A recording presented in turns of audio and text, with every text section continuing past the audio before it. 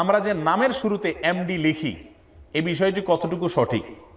এটা খুব মিথ্যা একটা কথা। নামের শুরুতে এমডি লেখা, এমডি মানে হলো ম্যানেজিং ডিরেক্টর। এমডি মানে কি? ম্যানেজিং ডিরেক্টর, মানে ব্যবস্থাপনা পরিচালক। আমরা যাদের নামের শুরুতে এমডি অমুক এমডি তমুক আছে, আমরা কি সব ম্যানেজিং ডিরেক্টর? তাহলে এটা মিথ্যা কথা হলো না?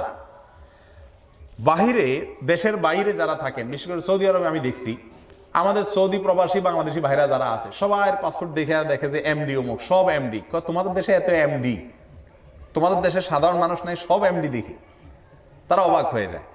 যাই হোক, এটা হলো মজা করলাম যে এমডি ওই অর্থে বলা ঠিক না। তবে আমরা যে মোহাম্মদের সংক্ষিপ্ত রূপে এমডি লিখি, এটা নামের শুরুতে লেখা জায়েজ আছে কিনা? উত্তর হলো অবশ্যই জায়েজ আছে। তবে নামের একটা সুন্নাহ পদ্ধতি হলো একটা মানুষের একটা নাম থাকবে, একটার বেশি নাম থাকা এটা কোনো সুন্নাহ সম্মত নাম না। ইউটিউবে আমাদের একটা আলোচনা আছে 1 ঘন্টার উপরে, নাম নিয়ে যত ভেজাল আছে সেটা নিয়ে। তো সেখানে অনেকগুলো পয়েন্ট আমরা উল্লেখ করছি, তার ভিতরে একটা পয়েন্ট এটাও, আমাদের দেশে একজন মানুষের 3টা-4টা করে নাম, এটা কিন্তু ভুল। একজন মানুষও পাওয়া কঠিন হয়ে যায়। আলেমদের নামের ভিতরে উল্টাপাল্টা 3টা-4টা করে নাম, এটা হালাল হারামের বিষয় না, কিন্তু যেটা সুন্নাহর খেলাফ, এটা সঠিক কোনো পদ্ধতি না। একটা মানুষের একটা নাম হবে, তার পাশে তার নামের সঙ্গে তার বাবার নাম যুক্ত হবে, বংশের নাম যুক্ত হবে, বাস 3টা নাম হতে পারে। Given name, surname, family name, পাসপোর্টের জন্য দরকার, আন্তর্জাতিকভাবে দরকার, আর এটা একেবারে আপনার পৃথিবীর সকল সভ্য সমাজে আছে। 3টা নাম হতে পারে, নাম সাথে বাবার নামের অংশ অথবা বংশের নামের অংশ, বাস। কিন্তু এক একজনের 3টা করে নাম। অনেকের নাম আছে, আমি বলি মোহাম্মদ আলী হুসাইন, আছে না? না, এরকম লোক মোহাম্মদ আলী হুসাইন।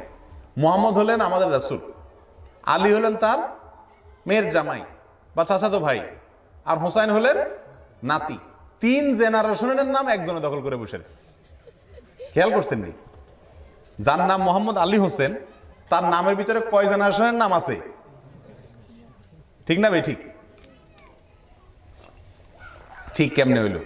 সব কথা আপনারা শুধু আন্দাজে ঠিক বলেন। জি, মানে এটা আছে সেটা ঠিক। আচ্ছা, তাহলে ঠিক আছে। মোহাম্মদ আমাদের রাসূলের নাম, এই নামটা যথেষ্ট নাকি যথেষ্ট না? শুধু মোহাম্মদ নামের কোনো মানুষ দেখছেন আজ পর্যন্ত? নাই। আজব কথা। আমাদের দেশের নামের কালচারটাই আসলে খুব হাস্যকর। এটা সুন্নাহর খেলাফ। নামের ক্ষেত্রে 2টা-3টা নাম হওয়া। মোহাম্মদ আলী হোসেন, শুধু সেটা না, যতজন নাম আছে শেষে হাসান, হোসেন আর আলী, এগুলা বেশিরভাগ নামের শেষে আছে না নাই? এগুলা শিয়ারা এই কারবার করে থুয়ে গেছে। কাবুলিওয়ালারা যখন এই দেশে আসছে, নামের জন্য তাদের কাছে গেছে, তারা গিয়া নাম দিছে কামরুল হোসেন, সবদুল হোসেন, আব্দুল হোসেন, আলী হোসেন, অমুক হোসেন, তমুক হাসান, আব্দুল আলী, শরবত আলী, আছে না নাই? এগুলা ভুল। একটা নাম রাখবেন। আমার ছেলে মেয়ের নাম রাখছে এক একজন সাহাবীর নামে, এক শব্দের নাম, শেষ।